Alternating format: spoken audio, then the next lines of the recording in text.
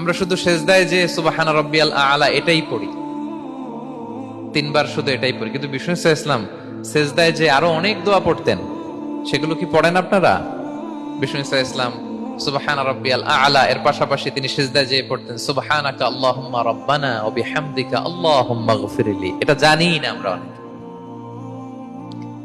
সুবহানাকা আল্লাহুম্মা রাব্বানা ওয়া বিহামদিকা আল্লাহুম্মা গফিরলি এর অর্থ হচ্ছে, হে আমার রব, আপনার পবিত্রতা ঘোষণা করছি, আপনার প্রশংসা আমরা করছি, আল্লাহ আপনি আমাকে ক্ষমা করে দেন, আল্লাহুম্মা গফিরলি। এই দোয়াটা বিষ্ণু ইসলাম পড়তেন।